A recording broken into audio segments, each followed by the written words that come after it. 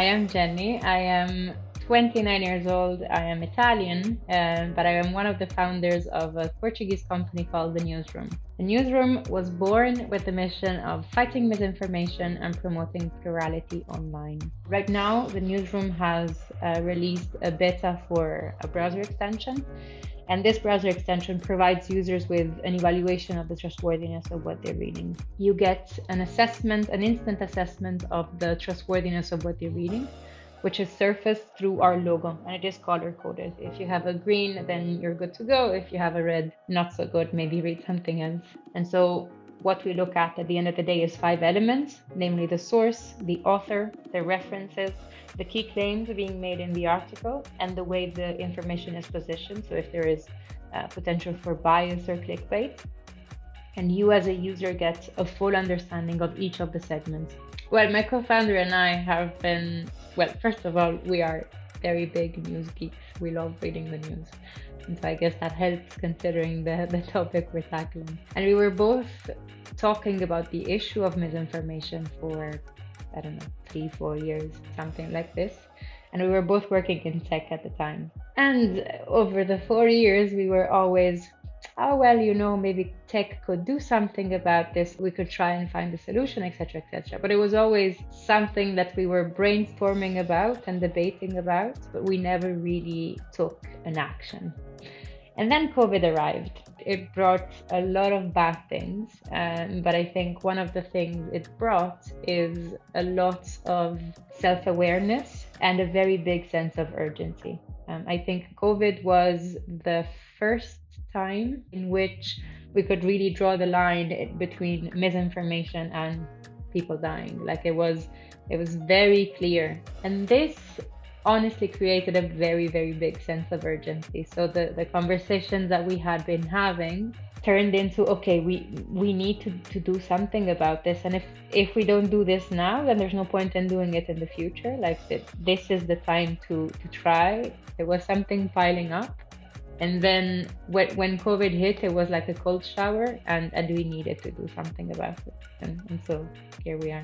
We are working on the development of the mobile application that should be launched in about a month from today. So I would say we are after the MVP, but before a fully fledged product. We got in contact with Startup Portugal through the Road to Web Summits program. The Road to Web Summit program has been very helpful for us. It provided us, first of all, with a nice network of people that were joining the program, and we had meetings with Paddy Cosgrave and with the president of Portugal. The Road to Web Summit program has been very good. They created a very strong network of other startups, investors, etc., which was honestly quite beneficial when we in the stage we were at.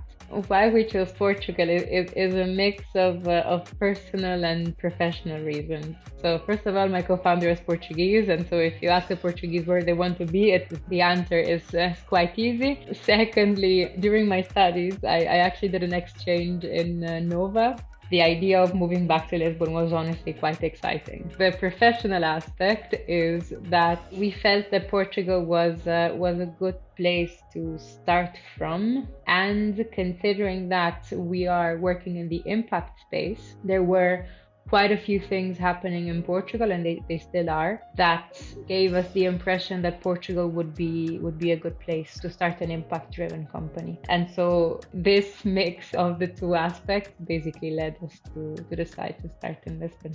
What I would like the Newsroom to do is to make sure that we can debate with each other without getting polarized or without getting extremely outraged or anything of the sort. We need this very much for our democracies. And so if the Newsroom can contribute to that, to build an information ecosystem that is inclusive, that doesn't leave people outside, that doesn't drive hatred or racism or sexism or anything of the sort, then we will have achieved what we want to do. We need more people involved in impact. We need more companies that are born because of impact. We need more investors that value impact, then we need support from government, from private institutions.